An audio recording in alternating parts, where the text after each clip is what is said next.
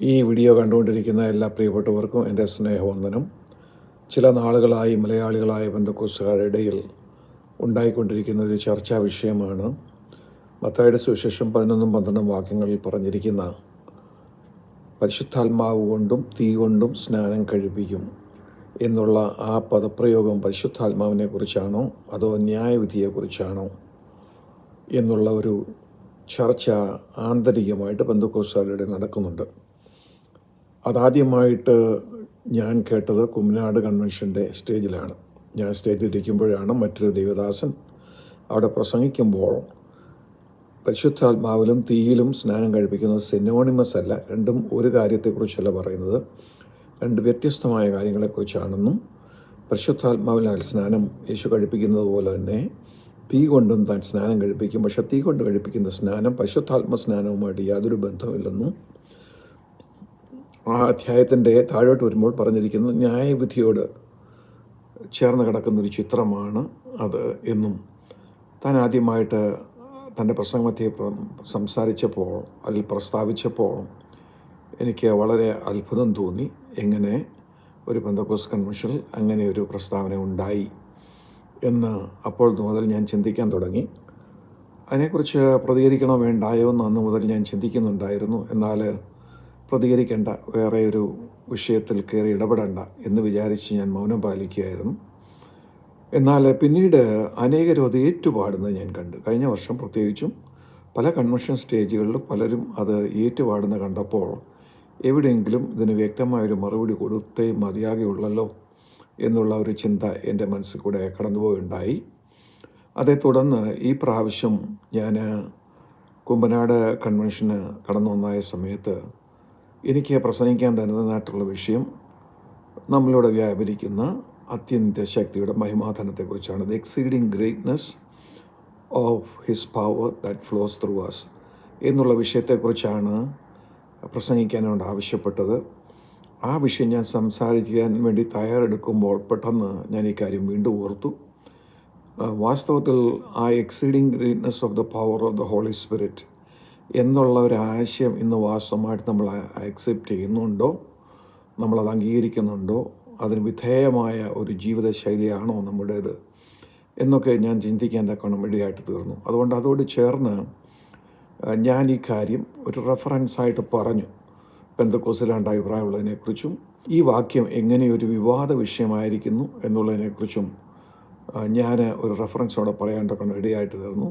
അപ്പോൾ ഞാൻ അവിടെ ഒരു പുസ്തകത്തിൻ്റെ ചിത്രം കൺവെൻഷനിൽ വന്ന ആളുകളെ ഇട്ട് കാണിച്ചു. ലൈവ് സ്ട്രീം കണ്ടവരും അത് കണ്ടു കാണും എന്ന് ഞാൻ വിചാരിക്കുന്നു. ആ ചിത്രം ഞാൻ ഇവിടെയും ഇപ്പോൾ ഞാൻ പോസ്റ്റ് ചെയ്യാം. അത് ദ ഫയർ ഫ്രം ഹെവൻ എന്ന് പറയുന്ന ഒരു പുസ്തകത്തിൻ്റെ ചിത്രമായിരുന്നു.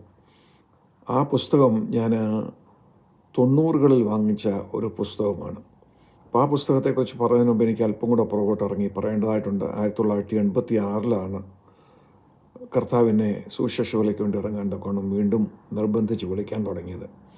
അതുവരെ അങ്ങനെ സുവിശേഷകനാകണമെന്നോ ഒരു പാസ്റ്ററാകണമെന്നോ കൺവെൻഷൻ പ്രാസംഗികനാകണമെന്നോ ഒന്നുമുള്ള ഒരു ചിന്തയും എൻ്റെ മനസ്സിലില്ലായിരുന്നു. ഞാനൊരു പ്രൊഫഷണലായിട്ട് ജീവിച്ച് എൻ്റെ ജീവിതം അവസാനിപ്പിക്കാൻ ആഗ്രഹിച്ചൊരു മനുഷ്യനാണ്. എന്നാൽ ദൈവം എന്നെ നിർബന്ധിച്ച് വിളിക്കാൻ തുടങ്ങിയ ഉടനെ ഞാൻ ദൈവസന്നിധിയിൽ ഏകദേശം 6 മാസക്കാലം കരച്ചിലോടും ആത്മതപനത്തോടും കൂടി ദൈവസന്നിധിയിലിരുന്ന് ഒരു തയ്യാറെടുപ്പ് നടത്തിയ ശേഷമാണ്, പരിശുദ്ധാത്മാവിൻ്റെ സഹായത്തോടെ തയ്യാറെടുപ്പ് നടത്തിയ ശേഷമാണ് ഞാൻ അതിനുവേണ്ടി എന്നെ തന്നെ സമർപ്പിച്ചത്. അങ്ങനെ സമർപ്പിക്കുന്ന ആ സമയം മുതൽ ഞാൻ കൂടുതലായിട്ട് പ്രാർത്ഥിക്കാൻ തുടങ്ങി, പ്രാർത്ഥനാ മീറ്റിങ്ങുകളിൽ പങ്കെടുക്കാൻ തുടങ്ങി, പരിശുദ്ധാത്മാവിൻ്റെ സാന്നിധ്യം കൂടുതലായിട്ട് എൻ്റെ ജീവിതത്തിൽ അനുഭവിക്കാൻ തുടങ്ങി. അങ്ങനെ ഞാൻ തുടർമാനമാടി പ്രാർത്ഥനകൾ പങ്കെടുക്കുകയും പരിശുദ്ധാത്മാവിൻ്റെ സാന്നിധ്യം കൂടുതലായിട്ട് അനുഭവിച്ചറിയുകയും ചെയ്യാൻ തുടങ്ങിയപ്പോൾ ഞാൻ ക്രിസ്ത്യൻ ബുക്ക് സ്റ്റോളുകളിലേക്ക് കടന്നുപോയി പല പുസ്തകങ്ങൾ വാങ്ങിച്ച് വായിക്കാൻ തക്കോണം തുടങ്ങി. അതിലാദ്യമായിട്ട് എന്നെ ഏറ്റവും അധികം സ്വാധീനിച്ചൊരു പുസ്തകം A.B. സിംസൺ എന്ന് പറയുന്ന Christian and Missionary Alliance leader എഴുതിയ ദ ഹോളി സ്പിരിറ്റ് എന്ന പുസ്തകമാണ്. അത് 2 വാല്യമായിട്ടാണ് താൻ എഴുതിയേക്കുന്നത്. ഒന്നാമത്തെ വാല്യം Holy spirit in the Old Testament, രണ്ടാമത്തെ വാല്യം Holy spirit in the New Testament. അപ്പോൾ 2ാമത്തെ വാല്യമാണ് ഞാൻ ആദ്യം വാങ്ങിച്ചത്. അത് വാങ്ങിച്ചുകൊണ്ടൊന്ന് വായിച്ചപ്പോൾ എന്നെ അത്ഭുതപ്പെടുത്തി കളഞ്ഞു. ആ മനുഷ്യൻ്റെ പരിശുദ്ധാത്മാവിനെ കുറിച്ചുള്ള പഠിപ്പിക്കലുകൾ എന്നെ വളരെ വളരെ ആഴമായിട്ട് സ്വാധീനിച്ചു. താനൊരു പെന്തക്കോസ്തുകാരനല്ലെന്ന് ഓർക്കണം. എന്നാൽ താൻ പെന്തക്കോസ് വിരോധിയല്ലായിരുന്നു. ഭാഷണത്തിനുള്ള ആ പദവി നിങ്ങൾക്ക് ലഭിച്ചെങ്കിൽ അത് നിങ്ങൾ ഉപയോഗിച്ചുകൊള്ളുക എന്നുള്ള ഒരു നിലപാടാണ് ക്രിസ്ത്യൻ ആൻഡ് മിഷണറി അലയൻസിൻ്റെ നിലപാട്. ആ നിലപാടിൽ താൻ നിന്നൊരു വ്യക്തിയാണ്. എന്നാൽ അതിനേക്കാൾ ഉപരിയായിട്ട് രോഗശാന്തിയിൽ വളരെ ശക്തമായിട്ട് വിശ്വസിക്കുകയും രോഗശാന്തിയെക്കുറിച്ച് വളരെ ശക്തമായിട്ട് പഠിപ്പിക്കുകയും ചെയ്ത ഒരു ദൈവദാസനായിരുന്നു A.B. സിംപ്സൺ. അപ്പോൾ അദ്ദേഹത്തിൻ്റെ ആ പുസ്തകം എന്നെ വളരെ സ്വാധീനിച്ചതുണ്ട്. കാരണം അദ്ദേഹത്തിൻ്റെ ശൈലി എന്ന് പറയുന്ന ആ പുസ്തകത്തിൻ്റെ കോപ്പി ഞാനിവിടെ നിങ്ങളിപ്പോൾ കാണിക്കുന്നുണ്ട്. ആ പുസ്തകത്തിൽ അദ്ദേഹം ഉപയോഗിച്ചിരിക്കുന്ന ശൈലി എന്ന് പറയുന്നത് holy spirit in Matthew, holy spirit in Mark, holy spirit in Luke, holy spirit in John എന്ന് പറഞ്ഞുകൊണ്ട് പുതിയ നിയമത്തിലെ 27 പുസ്തകങ്ങളും എടുത്ത് ഓരോന്നായിട്ട് ആ ഓരോ പുസ്തകത്തിലും പരിശുദ്ധാത്മാവിനെക്കുറിച്ച് എന്താണ് നമ്മളെ പഠിപ്പിക്കുന്നത്, എങ്ങനെയാണ് നമ്മളെ പഠിപ്പിക്കുന്നതെന്ന് വളരെ വിശദമായിട്ട് നൽകിയിരിക്കുന്ന ചിത്രമാണ് ആ പുസ്തകം. അതിനെ വളരെ സ്വാധീനിച്ചു. ഞാൻ ധാരാളം കാര്യങ്ങൾ പരിശുദ്ധാത്മാവിനെക്കുറിച്ച് ആദ്യമായിട്ട് ആഴമായിട്ട് പഠിച്ചത് ആ പുസ്തകത്തിൽ നിന്നാണ്. അപ്പോൾ അതുകൊണ്ട് ആ എന്നിൽ വലിയൊരു ദാഹം ഉണർത്തി. ഇതുപോലുള്ള നല്ല പുസ്തകങ്ങൾ കിട്ടിയ വായിക്കാൻ വേണ്ടി ഞാൻ ക്രിസ്ത്യൻ ബുക്ക് സ്റ്റോളുകൾ കയറിയിറങ്ങാൻ തുടങ്ങി. അങ്ങനെ കയറിറങ്ങി ആദ്യകാല ചർച്ചക്കോടിലെ ദൈവദാസന്മാർ എഴുതിയ പല പുസ്തകങ്ങളും ഞാൻ വാങ്ങിച്ച് വായിക്കാൻ തക്കണ ഇടയായിട്ട് തീർന്നു. സമീപകാലത്ത് എന്ന് പറഞ്ഞാൽ 20-ാം നൂറ്റാണ്ടിൻ്റെ രണ്ടാം പകുതിയിൽ ജീവിച്ചിരുന്ന ലെസ്റ്റർ, സമറാൾ തുടങ്ങിയ ദൈവദാസന്മാരുടെ പുസ്തകങ്ങൾ ഞാൻ വാങ്ങിച്ച് വായിച്ചു. അപ്പോൾ അങ്ങനെ തപ്പി ചെല്ലുമ്പോൾ കണ്ടൊരു പുസ്തകമാണ് ഈ ഫയർ ഫ്രം ഹെവൻ എന്ന് പറയുന്ന ഒരു പുസ്തകം.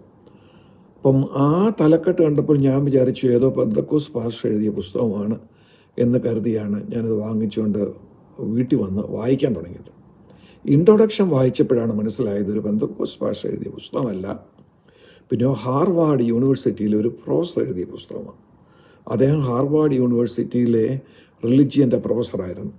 അപ്പോൾ ഈ ഹാർവി കോക്സ് എന്ന് പറയുന്നതായിട്ടുള്ള ഈ പ്രൊഫസർ 20-ാം നൂറ്റാണ്ടിൽ പരിശുദ്ധാത്മ വ്യാപാരം ഉണ്ടായതിനു ശേഷം, അസൂസ സ്ട്രീറ്റിൻ്റെ ഉണർവിന് ശേഷം ലോകത്തിൽ എത്രമാത്രം വേഗത്തിൽ പെന്തക്കോസ് പടർന്നു പിടിച്ചു എന്നുള്ളതിനെക്കുറിച്ചൊക്കെ റിലിജിയൻ്റെ പ്രൊഫസർ ആയതുകൊണ്ട് താൻ കൗതുകത്തോടുകൂടെ അത് വീക്ഷിക്കുകയും അത് പഠിക്കുകയും ചെയ്തു.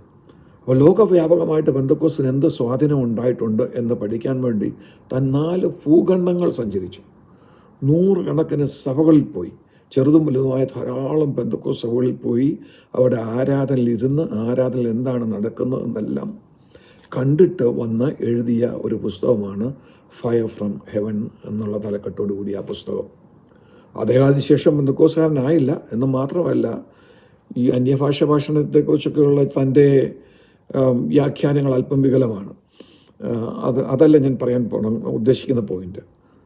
എന്നാൽ ഈ മനുഷ്യൻ ഒരു കാര്യം മനസ്സിലാക്കി, ലോകവ്യാപകമായിട്ട് നടക്കുന്ന പെന്തക്കോസ് ഉണർവുകളെക്കുറിച്ചെല്ലാം പഠിച്ച ശേഷം താൻ മനസ്സിലാക്കി ഇതിനൊരൊറ്റ പേര് മാത്രമേ കൊടുക്കാനൊക്കത്തുള്ളൂ, this is the fire from heaven. ഇത് സ്വർഗത്തിൽ നിന്നിറങ്ങി വന്ന ദൈവത്തിൻ്റെ അഗ്നിയാണ് എന്നുള്ള ആഴമായ ഉത്ബോധത്തിൽ നിന്നാണ് താൻ ആ പേരോടുകൂടെ പുസ്തകം എഴുതുവാൻ തക്കോണം ഇടയായിട്ട് തീർന്നത്. അപ്പോൾ അങ്ങനെയുള്ള ഒരു കാലഘട്ടത്തിൽ നമ്മൾ ജീവിക്കുമ്പോൾ ഒരു പെന്തക്കോസ് പാസ്റ്റർ എങ്ങനെയാണ് മത്തായി സുവിശേഷം 3-ാം അധ്യായത്തിൻ്റെ 11-ാം വാക്യത്തിൽ പറഞ്ഞിരിക്കുന്ന പരിശുദ്ധാത്മ എൻ്റെ പിന്നാലെ വരുന്നവൻ പരിശുദ്ധാത്മാവിലും തീയിലും നിങ്ങളെ സ്നാനം കഴിപ്പിക്കുമെന്നുള്ള ആ പ്രസ്താവന എങ്ങനെ തെറ്റിദ്ധരിച്ചു, എങ്ങനെ തെറ്റായ ഒരു വ്യാഖ്യാനം ഉണ്ടായി എന്നുള്ളത് എന്നെ വളരെ ചിന്തിപ്പിക്കുന്നൊരു വിഷയമായിരുന്നു. ഞാനത് പൊതുവായിട്ട് അതിനെക്കുറിച്ച് പറഞ്ഞില്ലെങ്കിലും പരസ്യമായിട്ട് അതിനെക്കുറിച്ച് പറഞ്ഞില്ലെങ്കിലും പേഴ്സണലായിട്ട് ആ വിഷയത്തെക്കുറിച്ച് പഠിക്കാൻ തക്കവണ്ണം നടത്തിയ ചില ശ്രമങ്ങളാണ് ഞാൻ നിങ്ങളോടൊന്ന് പറയാൻ പോകുന്നത്. കാരണം എന്തെങ്കിലും ഒരു കാര്യം കേട്ടാൽ വെറുതെ ഞാൻ അതിനെ നിഷേധിക്കാറില്ല. അതിനകത്ത് കഥയുണ്ടോ എന്ന് അന്വേഷിച്ച് നോക്കിയ ശേഷം മാത്രമേ അംഗീകരിക്കുകയോ നിഷേധിക്കുകയോ ചെയ്യാറുള്ളൂ. ഈ പ്രസ്താവന ഞാൻ ആദ്യമായിട്ട് കേട്ടപ്പോൾ എൻ്റെ ഉള്ളുകൊണ്ട് ഞാൻ അതിനെ അംഗീകരിച്ചില്ല. എങ്കിൽ പോലും പരസ്യമായിട്ട് അതിനെ നിഷേധിക്കുന്നതിന് മുമ്പേ ഞാൻ ആ വിഷയം ഒന്നുകൂടെ ആഴമായിട്ട് പഠിക്കാൻ തക്കവണ്ണം തീരുമാനിച്ചു.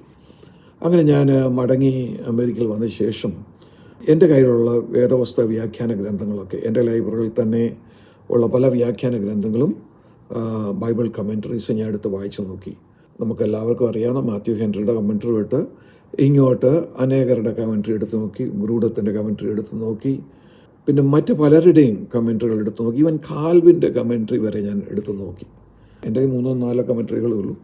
എന്നാൽ ബാക്കിയുള്ളതെല്ലാം ഞാൻ ഓൺലൈനിൽ പോയി പരിശോധിച്ചു. എവിടെയെങ്കിലും ഞാൻ കുമ്മനാട് കൺവെൻഷനിൽ കേട്ടതുപോലുള്ളൊരു വ്യാഖ്യാനം ഈ വാക്യത്തിനുണ്ടോ എന്ന് എനിക്കറിയണമായിരുന്നു.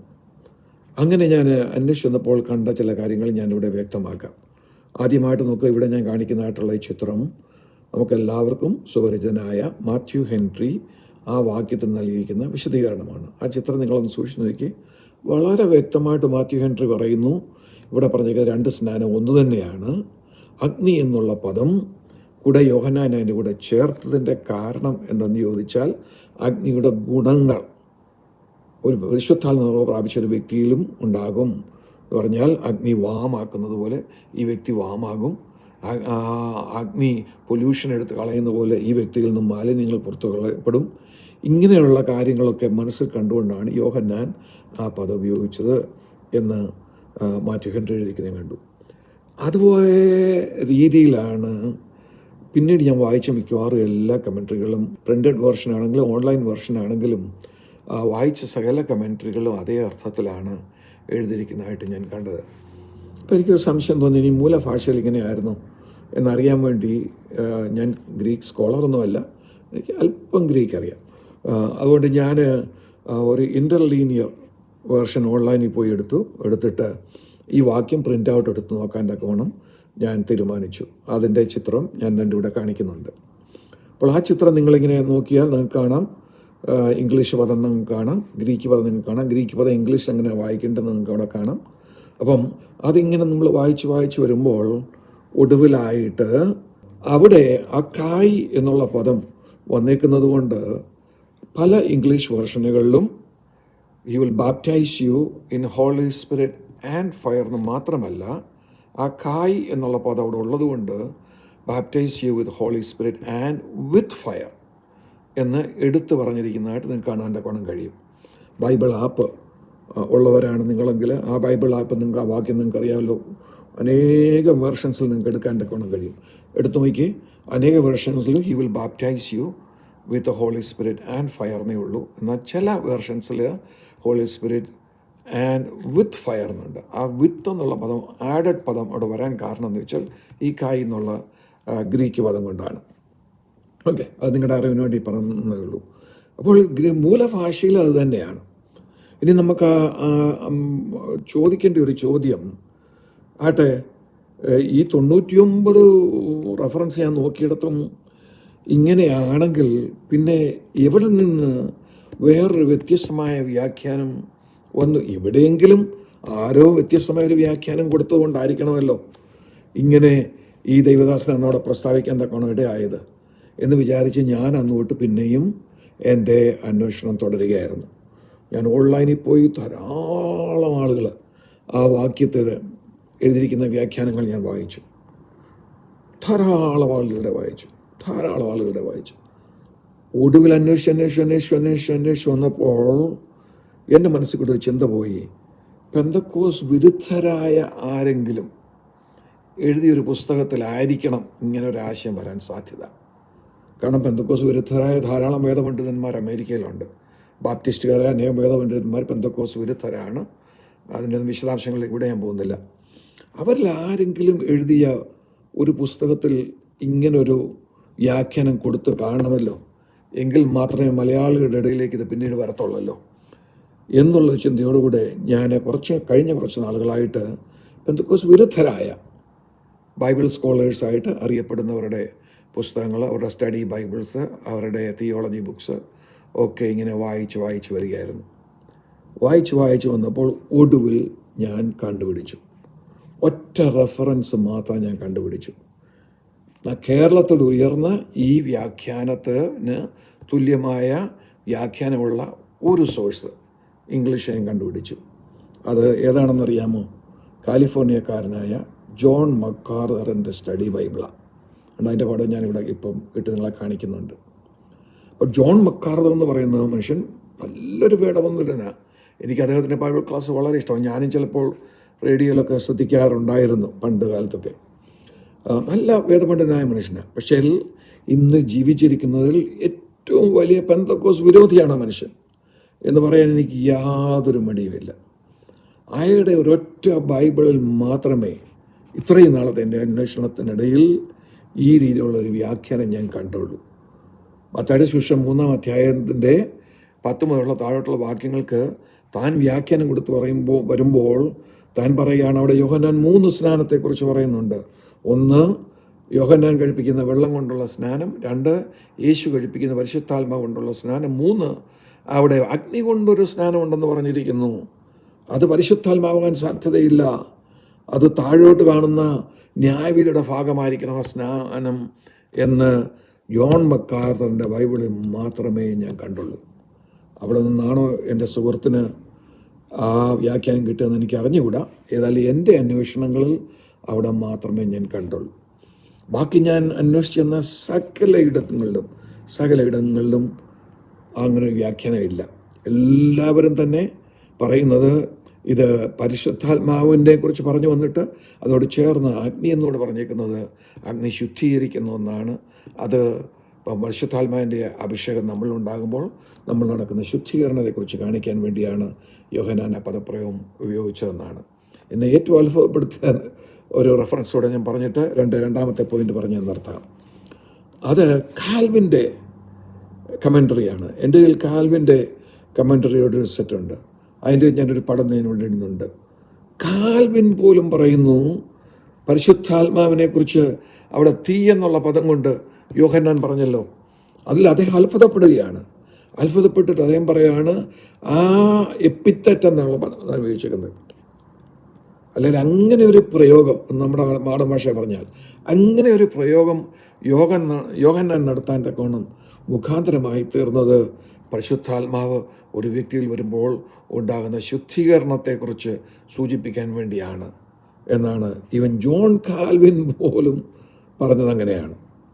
അപ്പോൾ ജോൺ കാൽവിന് പോലും ആ ബോധ്യം ഉണ്ടായിരിക്കെ 100 കണക്കിന് ദൈവദാസന്മാർക്ക്, ഞാൻ നേരത്തെ പറഞ്ഞ മാത്യു ഹെൻറി തൊട്ട് ഗ്രൂഡം തൊട്ട് 100 കണക്കിന് കമൻ്ററി എഴുതിയിട്ടുള്ള ദൈവദാസന്മാരെല്ലാം അതേ പോയിന്റിൽ കൂടെ സംസാരിക്കുമ്പോൾ ജോൺ മക്കാർത്തർ എന്ന് പറയുന്ന പെന്തക്കോസ് വിരോധിയായ ആ ഒറ്റ മനുഷ്യൻ്റെ വ്യാഖ്യാനം മലയാളികളുടെ ഇടയ്ക്ക് ഒരു സ്വാധീനം ഉണ്ടാക്കി എന്ന് പറയുന്നത് എന്നെ വളരെ വേദനിപ്പിക്കുന്ന ഒന്നാണ്.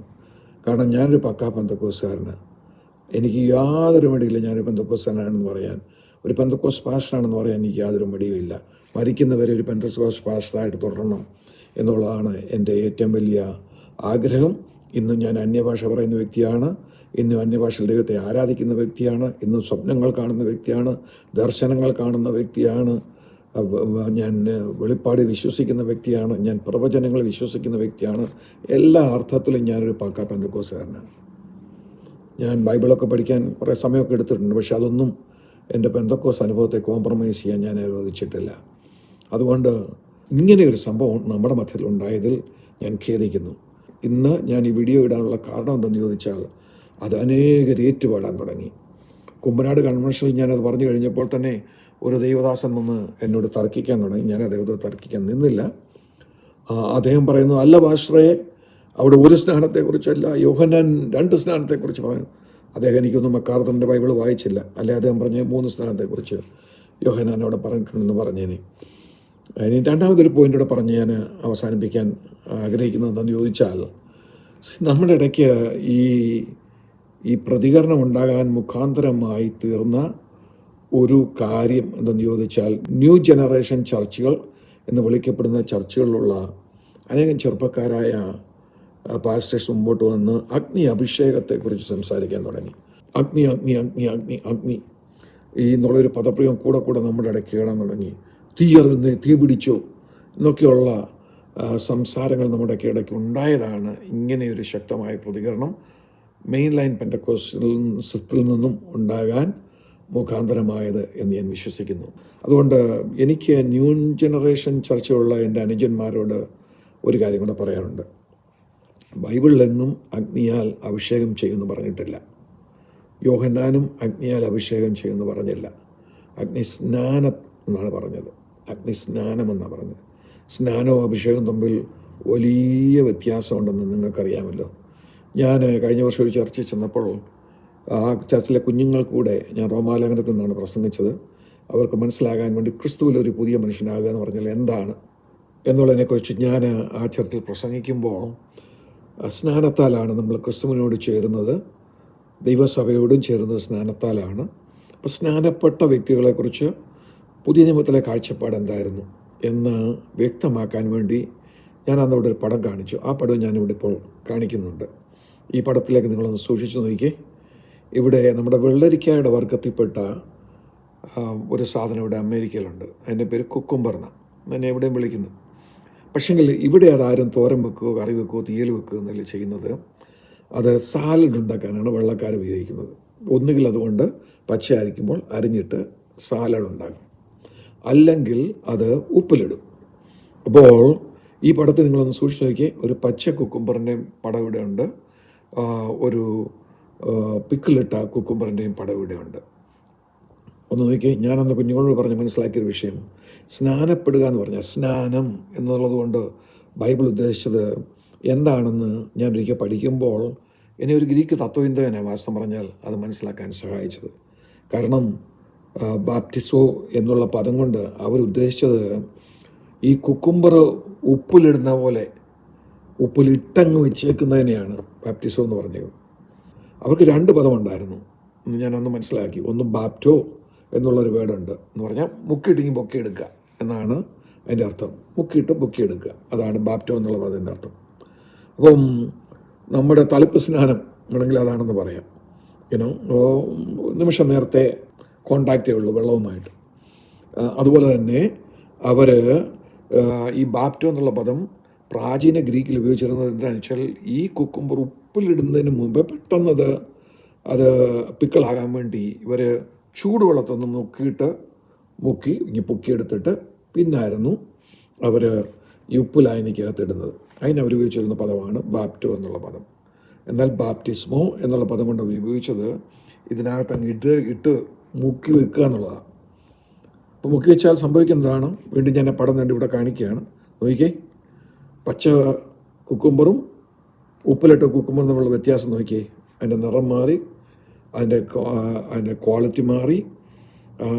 അത് തമ്മിൽ ഒരിക്കലും വെച്ച് മാറാനൊക്കത്തില്ല.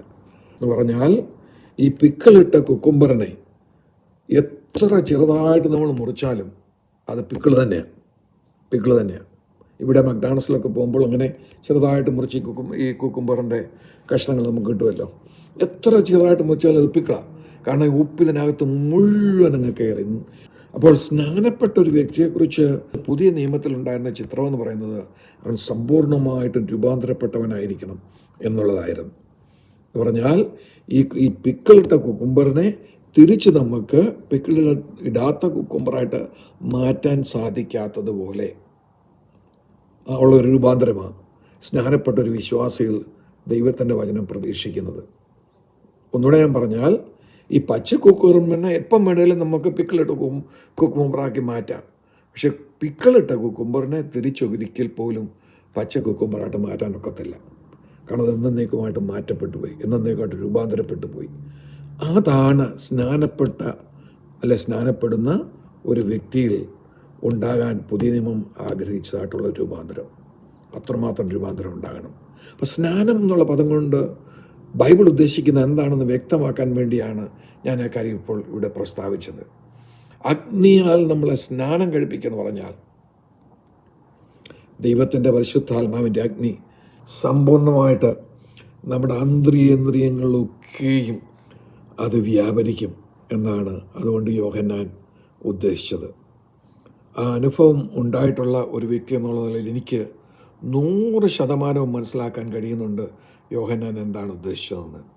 ഞാൻ മാത്രമല്ല, എന്നെപ്പോലെ അതേ അനുഭവം ഉണ്ടായിട്ടുള്ള ആയിരക്കണക്കിന് ആത്മാവിൽ നിറഞ്ഞവരായ ദൈവ മക്കളെ ഞാൻ കണ്ടിട്ടുണ്ട്, ദൈവദാസന്മാരെ ഞാൻ കണ്ടിട്ടുണ്ട്. അപ്പോൾ പരിശുദ്ധാത്മാവിൻ്റെ നിറവ് നമ്മളിലേക്ക് വരുമ്പോൾ, പണ്ടൊക്കെ കാത്തിരിപ്പ് യോഗങ്ങൾക്ക് ഇരുന്നിട്ടുള്ളവർക്കറിയാം, പരിശുദ്ധാത്മാവിഷയം പ്രാപിക്കുന്നതിന് പലപ്പോഴും ആദ്യമേ ഒരു തീക്കകത്താകുന്ന അനുഭവമാണ് അനേകം ആളുകൾക്ക് ഉണ്ടായിട്ടുള്ളത്. എനിക്കും അത് തന്നെയാണ് സംഭവിച്ചത്. ഞാനിപ്പോഴും ഓർക്കുന്നുണ്ട്, ചുട്ടുപൊള്ളുന്ന പോലുള്ള തീ കൊണ്ട് എന്നെ അങ്ങ് പൊതിഞ്ഞതുക്കുന്ന പോലെ എനിക്ക് തോന്നി. എന്നാൽ അതേസമയം തന്നെ ഞാൻ വെന്തുപോകുന്നുള്ള ഭയമല്ല, എൻ്റെ അന്തരംഗത്തിൽ അടക്കാനാവാത്ത ആത്മീയ ആനന്ദമാണ് കുതിച്ചു പൊങ്ങിക്കൊണ്ടിരുന്നത്. അല്പം കഴിഞ്ഞപ്പോൾ ഞാൻ എൻ്റെ ഭാഷയിൽ സംസാരിച്ച് ദൈവത്തെ സ്തുതിക്കാൻ തുടങ്ങി. അപ്പോൾ എനിക്ക് നല്ല നിശ്ചയമുണ്ട് യോഹന്നാൻ എന്താണ് അവിടെ ഉദ്ദേശിച്ചതെന്ന്. അതുകൊണ്ട് ഇന്ന് എനിക്ക് പെന്തക്കോസുകാരോടും കാരിസ്മാറ്റിക്കുകാരോടും എല്ലാം പറയാനുള്ളത്, ഈ പെന്തക്കോസിനെ ഇല്ലാതാക്കാൻ നോക്കുന്ന, പെന്തക്കോസിൻ്റെ ശക്തിയെ കെടുത്തിക്കളവാൻ നോക്കുന്നതായിട്ടുള്ള ഈ ജോൺ മക്കാദറെ പോലുള്ള പെന്തക്കോസ് വിരുദ്ധരുടെ വ്യാഖ്യാനങ്ങൾ കടമെടുത്ത് നമ്മുടെ മധ്യേ കൊണ്ടുവന്ന് ദൈവത്തെ ഓർത്ത് ആശയക്കുഴപ്പമുണ്ടാക്കല്ല്. പാവപ്പെട്ട വിശ്വാസികളുടെ മനസ്സിൽ ആശയക്കുഴപ്പമുണ്ടാക്കല്ല്. അവരിൽ വ്യാപരിക്കുന്ന ദൈവത്തിൻ്റെ ആത്മാവാണോ അല്ലയോ എന്ന് അവർ സംശയിക്കത്തക്ക ഒരു വിഷയം പോലും ഒരിക്കലും ഉണ്ടാക്കാൻ പാടില്ല. ദൈവം നിങ്ങളോട് ക്ഷമിക്കില്ല നിങ്ങളത് ചെയ്താൽ. അവസാനമായിട്ട് ഞാൻ നിങ്ങളോട് പറഞ്ഞു നിർത്താൻ ആഗ്രഹിക്കുന്ന ഇതാണ്. ഇന്ന് പെന്തക്കോസ് ലോകത്ത് 2 ഗ്രൂപ്പുണ്ട്. ഒന്ന് പെന്തക്കോസുകാർ, 2 ബ്രന്തക്കോസുകാർ എന്ന് പറഞ്ഞാൽ, ഒരു കൂട്ടർ തനി പെന്തക്കോസുകാരായിട്ട് ജീവിക്കാൻ ആഗ്രഹിക്കുമ്പോൾ അന്യഭാഷാ ഭാഷണത്തോടുകൂടിയും പ്രവചനത്തോടുകൂടിയും ദർശനങ്ങളോടുകൂടിയും വെളിപ്പാടുകളോടുകൂടിയും എന്തെല്ലാം 1 കോരിന്ത്യരിൽ പറഞ്ഞിട്ടുണ്ടോ, ആത്മവരങ്ങളെക്കുറിച്ച് പറഞ്ഞിട്ടുണ്ടോ, ആ വരങ്ങളൊക്കെയും പ്രാപിച്ച് ആ വരങ്ങളുടെ വ്യാപാരങ്ങളുള്ള സഭകളായിട്ട് മുമ്പോട്ട് കൊണ്ടുപോകണം ആഗ്രഹിക്കുമ്പോൾ, വെറുതെ ബ്രദറുകാരെ ഞാൻ വളരെ ബഹുമാനിക്കുന്നു. അവരെ ഞാൻ താഴ്ത്തിക്കെട്ടി പറയല്ല. ബ്രദറായിട്ട് പോകുന്നതിൽ എനിക്ക് വളരെ ബഹുമാനമുണ്ട് അവരോട്. എന്നാൽ പെന്തക്കോസുകാരനാണെന്ന് പറഞ്ഞ് നിങ്ങൾ ബ്രന്തക്കോസാകാൻ നോക്കല്ലേ. പെന്തക്കോസിൽ ആരാധിക്കുന്നവരെ അടിച്ചമർത്താൻ, പ്രവാചകന്മാരെ അടിച്ചമർത്താൻ, ദർശനങ്ങൾ കാണുന്നവരെ അടിച്ചമർത്താൻ, ഇതെല്ലാം കള്ളത്തരമാണെന്ന് കൊട്ടിഘോഷിക്കാൻ പെന്തക്കോസുകാരൻ നടക്കുമ്പോഴാണ് എനിക്ക് പ്രശ്നം. എനിക്ക് ബ്രദറുകാരോട് യാതൊരു പ്രശ്നമില്ല. എൻ്റെ അനേക സുഹൃത്തുക്കൾ ബ്രദറുകാരാണ്. അവർക്കറിയാം ഞാൻ ദൈവവചനം നന്നായിട്ട് പഠിക്കുന്ന ഒരു വ്യക്തിയാണെന്ന്. അതുകൊണ്ട് ഇന്ന് എനിക്ക് ഒടുവിലായിട്ട് നിങ്ങളോട് പറയാനുള്ളത്, നമ്മൾ പെന്തക്കോസുകാരെങ്കിൽ നമുക്ക് പെന്തക്കോസുകാരായിട്ട് ജീവിക്കാം. പെന്തക്കോസിൻ്റെ തനിമയോടുകൂടെ ജീവിക്കാം. പെന്തക്കോസിൻ്റെ ആദ്യകാല അനുഭവങ്ങൾ നമുക്ക് മടക്കിയെടുക്കാം. നമ്മുടെ സഭകളിൽ ഒരു ഉണർവ് മടങ്ങി വരട്ടെ. നമ്മുടെ സഭകളിലെ ഉണക്ക ആരാധനകൾ നിൽക്കട്ടെ. പരിശുദ്ധാത്മാവിന് എന്നും നമ്മൾ സ്ഥാനം കൊടുക്കുന്നത് കുറയ്ക്കാൻ തുടങ്ങിയോ അന്നു മുതൽ നോക്കിയേ നമ്മുടെ കൂട്ടായ്മകളൊക്കെ ഉണങ്ങി വരികയല്ലേ. എന്നാൽ ഇന്ന് എനിക്ക് നിങ്ങളോട് ഓർപ്പിക്കാനുള്ളത്, ദൈവത്തിന് ഇന്നും പിന്മഴ അയക്കാൻ മനസ്സാണ്. സക്കറിയാവിൻ്റെ പുസ്തകത്തിൽ നമ്മൾ എഴുതിയിരിക്കുന്നത്, ഏത് സത്യത്തിന്മേഴും ആഗ്രഹിക്കാൻ അവൻ തയ്യാറാണ്. അതുകൊണ്ട് ഇന്ന് നിങ്ങൾ ആഗ്രഹിക്കുന്ന, നിങ്ങൾ അടുത്ത് വന്നാൽ നിങ്ങളുടെ ദാഹത്തെ അവൻ തീർക്കും. നമ്മുടെ സഭകളെല്ലാം മടങ്ങി പെന്തക്കോസ് തനിമയിലേക്ക് പോകട്ടെ. ആത്മാവിൻ്റെ ശക്തിയെ കെടുത്തിക്കളയാതെ, ഭക്തിയുടെ വേഷം മാത്രം ഉള്ളവരായിട്ട് നമ്മൾ ജീവിക്കാതെ, ആത്മാവിൻ്റെ പൂർണ്ണ ശക്തിയോടുകൂടെ, പൂർണ്ണ നിറവോടുകൂടെ ദൈവത്തെ സേവിപ്പാൻ നമ്മുടെ തലമുറയിൽ നമുക്കും ഇടയാകട്ടെ എന്ന് പറഞ്ഞുകൊണ്ട് ഞാൻ എൻ്റെ വാക്കുകൾ അവസാനിപ്പിക്കുന്നു. ദൈവം നിങ്ങളെ എല്ലാവരെയും അനുഗ്രഹിക്കട്ടെ.